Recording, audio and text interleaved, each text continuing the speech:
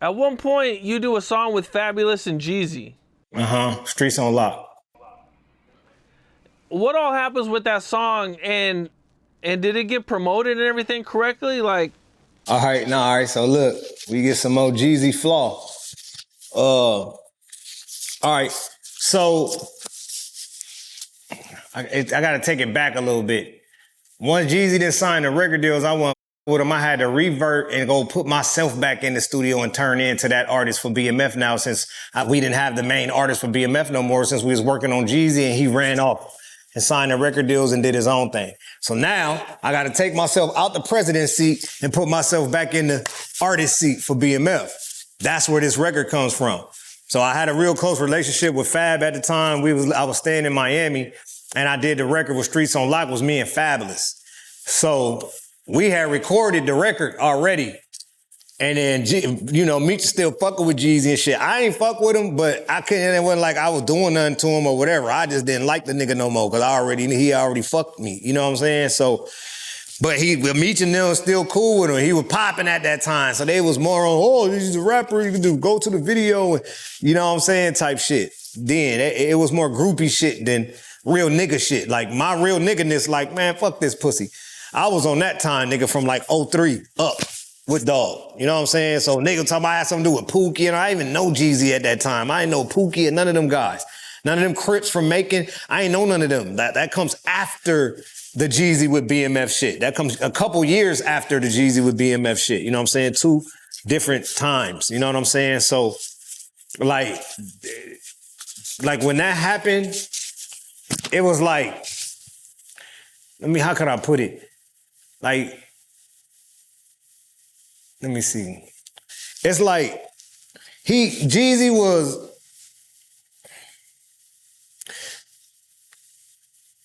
just like playing both sides between me and Meech. He knew I wasn't fucking with him, but he still had this relationship with Meech that would enable him to be around, and because Meech the boss. You know what I'm saying? Yeah, your little man don't fuck with me and shit or whatever no more. The nigga that brought me in or whatever don't fuck with me no more. But me and you cool on the level like you and him cool now, so it really don't matter. And I'ma just play it off like, oh, nigga, you tripping. Oh, man, come on, bro, start me out. Chill out, man. Nigga, you tripping. He always played it like that. While I was always like, man, fuck out my face, man. Watch out, bro. I ain't going to that video shoot. No, I ain't going. So he come to the crib one day. He in Miami. He come out to the house. And Fab was there, but he had left, I guess. And I had the record, so it was Meech. Man, put Jeezy on it, man. I gotta hear him on it with y'all, man. Y'all three. I gotta hear him on it. All three of y'all, I gotta hear him on it. I'm like, bro, I do not even want this nigga on my song. Even though he was already signed and already had dropped the music on Def Jam, it would have been a good look, you know what I'm saying, for me anyway. And that's probably part of the reason why I didn't even argue with Meech about that shit, too. But I didn't want him on that record at all. It was just supposed to be me and Fabulous on that Streets on Lock record. And I was supposed to go to New York, and it's supposed to be some LA and New York shit. And that was supposed to be it. And then me just at the house rolling on them pills. I got the big ass K-Series SSL in my house at the time and shit.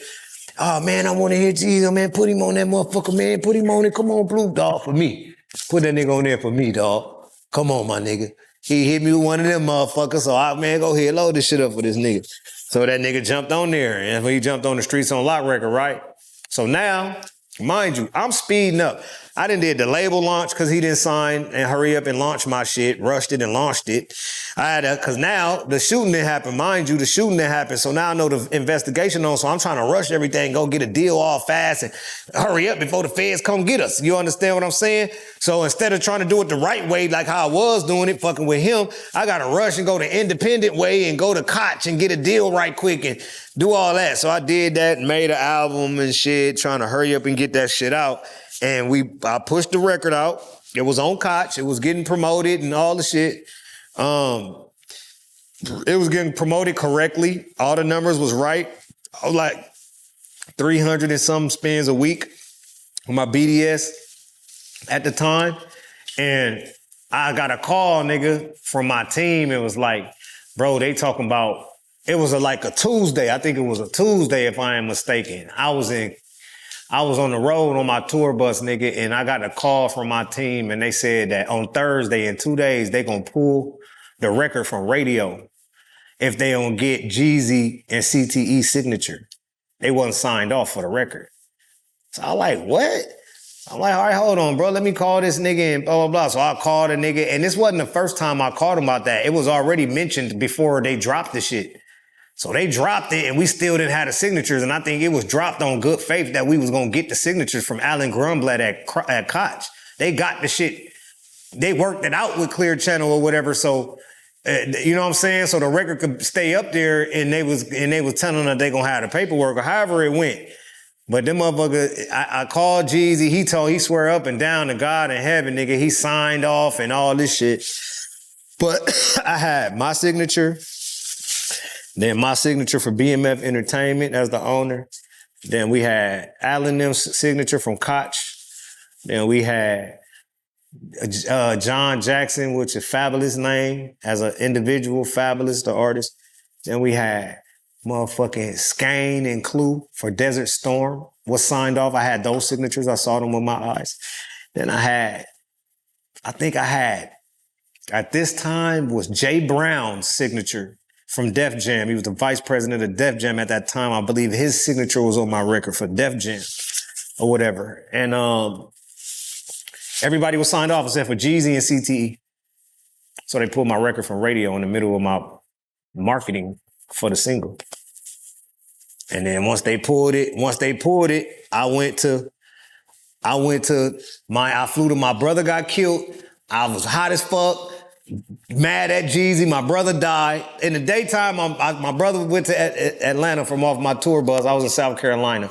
He got killed that night on some other shit. I'm already mad. I didn't have the conversation with Jeezy in the daytime about my record. So now that my brother died the next day, I talked to him like, bro, where you at? I'm just finna pull up. I left my tour route, nigga, and drove the bus all the way to Miami to go have a conversation with Jeezy about the record being signed off. And that's when that shootout happened that I was just talking about previously. I went to talk to him about that record. That's what the conversation was about. I was coming to meet him and confront him about the shit with all the niggas and shit with me. And as soon as we start talking, two little niggas was walking down the street with dreads, and they're like, oh shit, there go Jeezy, dog. And the other nigga like, oh, and Blue, nigga, that's Jeezy and Blue, nigga, that's BMF right there, nigga. Oh, bro, let us get a picture. And then my little cousin twin, big twin, he like, oh, nigga, they ain't taking no pictures. Nigga, you see they trying to talk? So the little nigga was like, well, fuck them niggas then. And then the twin fired on the nigga, boom. And that's what started that shit that ended up to the shootout. And me and him never talked about the record right there because that fight turned into a shootout, turned into we all ran, turned into Jeezy got locked up for the gun. And then later on, Jeezy went back to have a polygraph test about that situation. That was all about that day. I went to meet him to talk about why he ain't signed off on my record with me, him, and Jeezy, and they pulled it from the radio.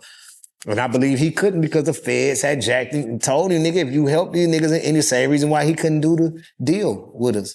Same reason why he couldn't put his name on the contract, because the contract ensues help to BMF, and they struck his ass down and told him they were gonna put your ass in prison if you motherfucking continue to help Big Meech and Blue in that BMF shit. You're gonna fully pull away from that shit.